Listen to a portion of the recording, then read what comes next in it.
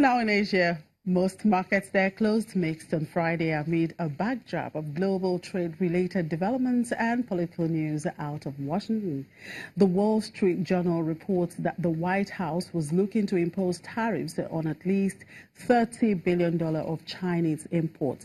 Now, looking at the numbers now, the Nikkei 225 gave up earlier gains to close lower by 0.58%. Despite those losses, the benchmark finished the week up 1%. In Seoul, the Kospi finished the day higher by 0.06%, as Samsung Electronics pared steeper losses seen earlier to close lower by 0.78%. Greater China markets were downbeat, with Hong Kong's Hang Seng Index lower by 0.44%.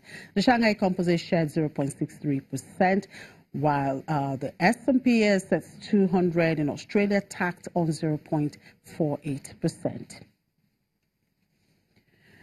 And back here, Ivory Coast is selling 1.7 billion euros of bonds in the biggest issuance of debt in the common currency from an African government. The West African nation is offering 850 euros of 12-year notes paying 5.25% and a similar amount of 30-year securities with a coupon of 6.625%. Price guidance was around 5.37% for the 12-year securities and 6.75% for the 30-year notes. That's the largest amount of euro debt issued by an African sovereign since at least the start of this century. Investors submitted bids for 4.8 billion euros by the time final pricing was being decided. And buoyed by success in East Africa, off-grid solar power startups are pouring into West Africa, offering pay-as-you-go kits in a race to claim hundreds of millions of customers who lack reliable access to electricity. The suburb of Yopougon in Ivory Coast economic capital Abidjan may not be connected to the country's power grid, but it's perfectly located for solar power entrepreneurs. Jean-Noel Kouame and his family are amongst the first beneficiaries of solar power in Ivory Coast, provided by the Dutch off-grid developer Lumos Global. With his solar panel kit, Kouame says he now has indoor lighting and can also use an electric fan and a television.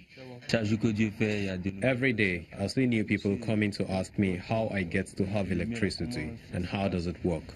I told them how, and word has spread around, and more people have come to ask me how I got electricity. That's how my neighbor went to buy one for himself as well.